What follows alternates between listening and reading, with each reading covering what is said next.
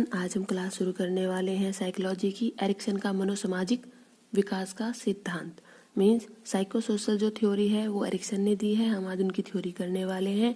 ये एक प्रसिद्ध जर्मन अमेरिकी मनोवैज्ञानिक थे। उन्होंने व्यक्ति के संपूर्ण जीवन काल में होने वाले मानसिक एवं सामाजिक विकास का अध्ययन कर मनोसामाजिक विकास को सिद्धांत प्रस्तुत किया है।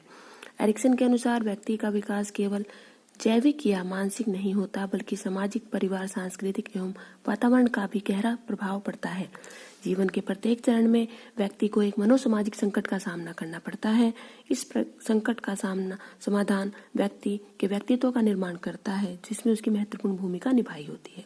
तो देखिए, सिद्धांत के जो और नाम हैं, इनको जीवन काल का सिद्धांत भी बोलते हैं, जीवन विकास का सिद्धांत भी बोला जाता है और मानव जीवन के चरण का सिद्धांत भी बोला जाता है। इसमें एरिक्सन का जन्म हुआ है 1902 में और उनकी मृत्यु हुई है 1994 में।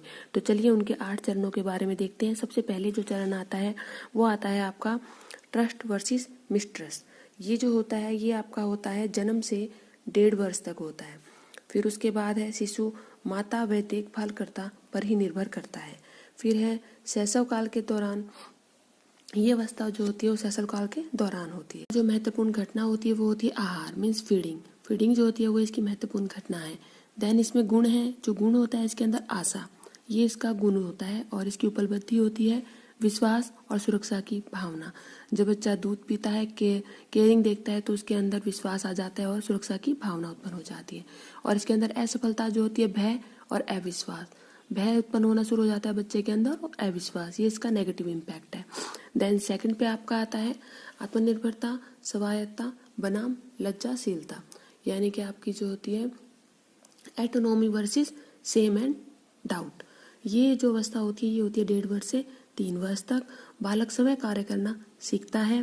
प्रोत्साहन मिलने पर स्वायत्ता का विकास हो जाता है।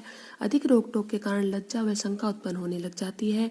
यह पूर्व बाल्यकाल के दौरान की अवस्था होती है और इसकी महत्वपूर्ण घटना होती है टॉयलेट ट्रेनिंग, यानी कि बच्चा टॉयलेट में जाना आना सीख जाता है। इसका गुण जो होता है इच्छा होती है और उपलब्धि जो होती है आत्मनिर्भरता और आत्मविश्वास किसी काम को करने के लिए। इसी के साथ जो तीसरा कॉन्सेप्ट आता है वो आता है पहल बनाम अपराध, जो है इंटेंटिव वर्सेस गिल्ट। इसके अंदर जो होती है ये 3 से 5 वर्ष की अवस्था होती है और ये पूर्व काल के दौरान होती है। महत्वपूर्ण घटना इसके अंदर होती है खोज।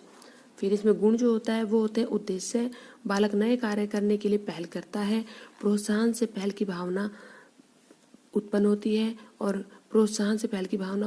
है और आलोचना से दोष बोध उत्पन्न हो जाता है। उपलब्धि इसमें है रचनात्मकता, कल्पनाशीलता।